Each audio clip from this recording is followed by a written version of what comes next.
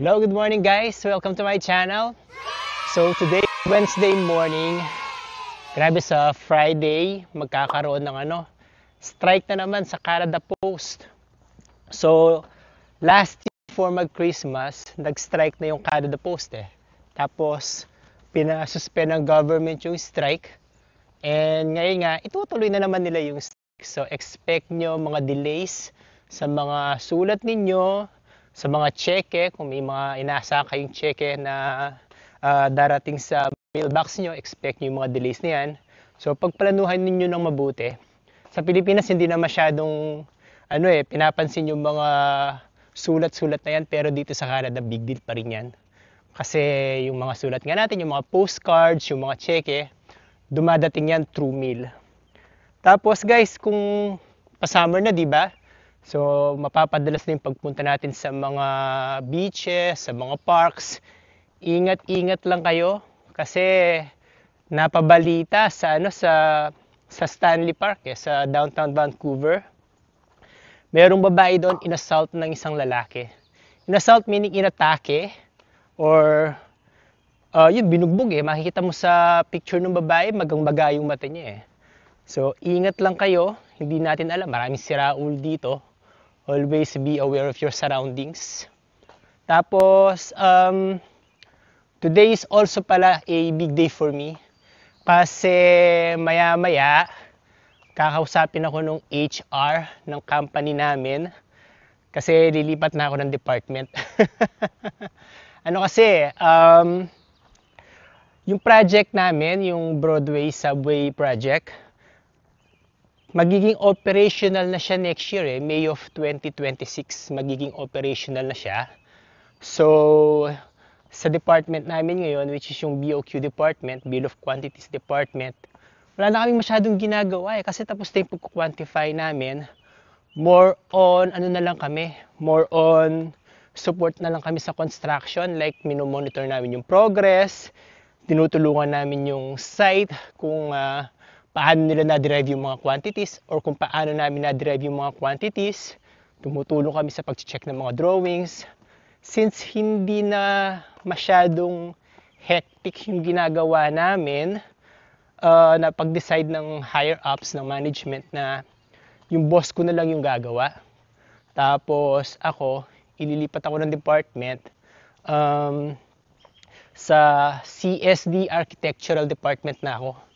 CSD meaning Construction Support Department, pero sa architectural side.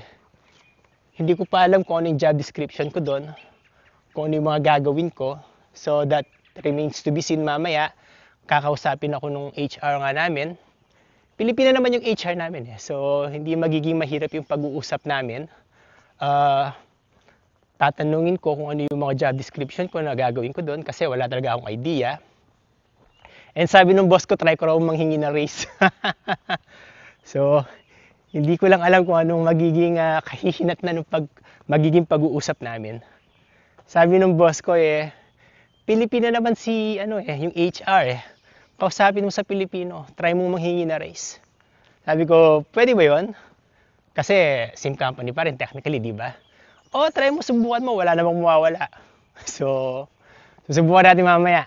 Tatanungin natin kung makakahingi tayo ng raise. Tsaka, yun na nga, yung role ko, kung ano magiging role ko doon. Although alam ko na kung sino yung magiging amo ko. Kasi nakaka-interact ko na dati yun, nung nasa BOQ department pa ako. And exciting din for me kasi parang nagiging redundant na yung trabaho ko sa BOQ. Hindi na ako, feeling ko, hindi na ako nag-grow. Parang more on memory na lang yung ginagawa ko. Kaya, this is a parang fresh start or bagong challenge. Kasi pag mga bagong challenge sa trabaho na ganyan, na excite ka. Tsaka parang nasa-challenge ka. Tsaka yung parang, it's also a chance for me to grow. Kasi sa profession ko, di ba, kailangan like ka nag-grow. Laging may mga bagong challenges. Kasi sa mga bagong challenges, dito ka natututo So, hindi ko pa alam kung ini-expect ko. Mamaya, After ko makausap yung HR manager namin, balitaan ko kayo. For now, nasa bus stop ako. Ayan, tingnan nyo ha. Ayan. Nandito ako sa bus stop. So, hinihintay ko pa yung bus namin. Maya darating na yun ng konti. Ganda na ng panahon, ano? Pa-summer na eh. So, spring going summer, gumaganda na yung panahon. Hindi na maulan. Problema nga lang, malamok sa area namin kaya dumarami na rin yung lamok. One eternity later. Yun?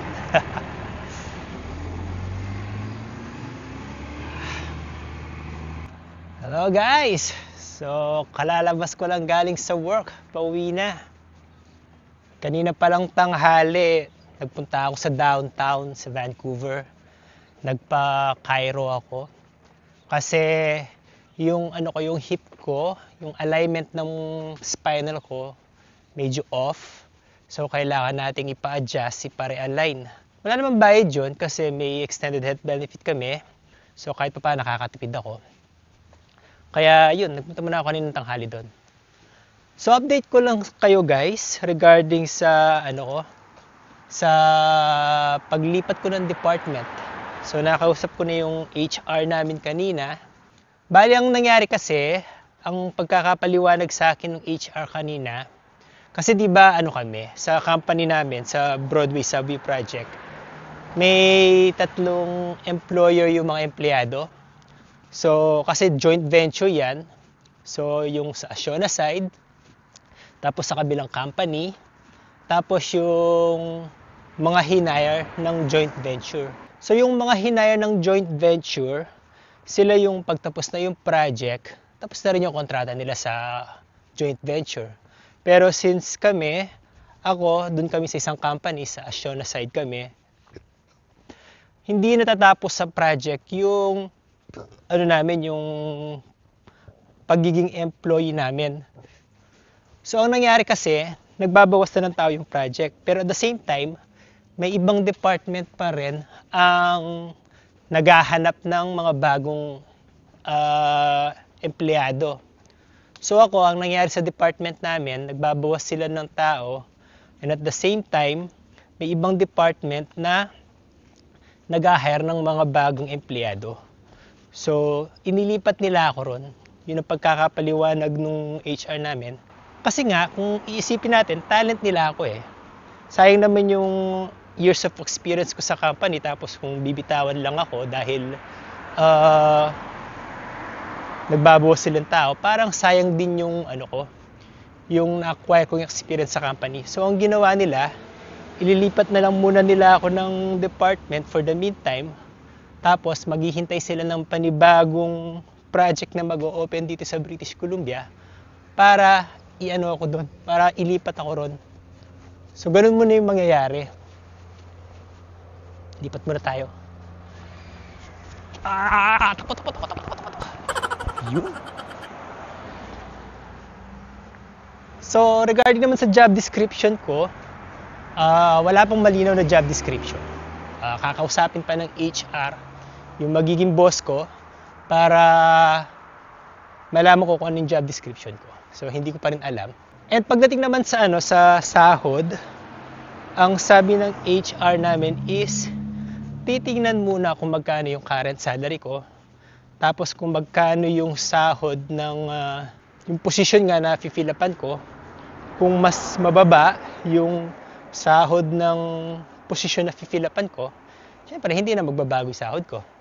Pero kung yung position na fill-upan ko is mas mataas ang sahod sa nakukuha ko, yun, magbabump up yung sahod ko. Yun yung pagkakapaliwanag ng HR. Kasi nga, ayaw ng HR na sa halip na mag-hire pa sila ng taong labas, bakit hindi na lang sila kumuha ng mga tao na nasa loob na ng company, di ba? So, yun guys. Yun lang yung gusto kong i-share sa inyo regarding sa pagpapalit ng department. Ito yung kagandahan pag yung employer mo is hindi yung joint venture.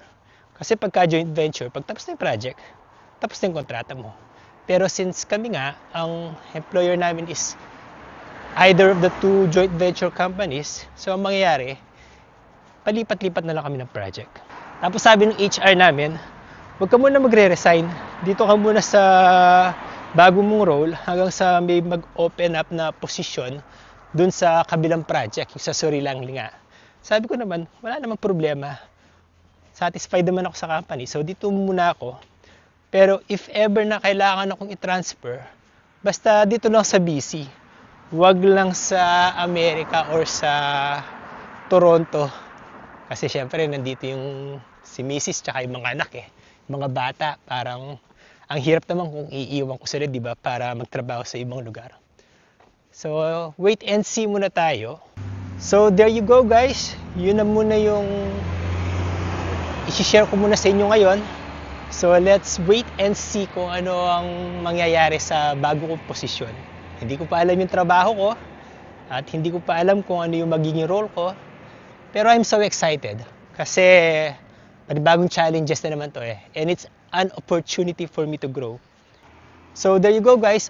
Remember sa Friday may Canada Post strike, so pagplanuhan nyo na mabuti yung mga sulat nyo or matatanggap nyo mga sulat, expect some delays and ingat-ingat lang pag naglalakad kayo sa mga park ha. Always remember na dapat may kasama kayo or kung kayo lang mag-isa, always be aware of the surroundings. Kasi maraming mga siraulo na pwedeng mag-assault sa inyo kahit unprovoked sila. So, ingat-ingat lang kayo sa mga ganun tao guys ha. And if you don't mind, please don't forget to subscribe to my channel, like this video, click the notification bell, and share this video with your friends. Drop na rin kayo ng comments nyo kasi gusto ko na babasa yung mga comments nyo. So, hanggang sa susunod guys, maraming salamat sa panonood.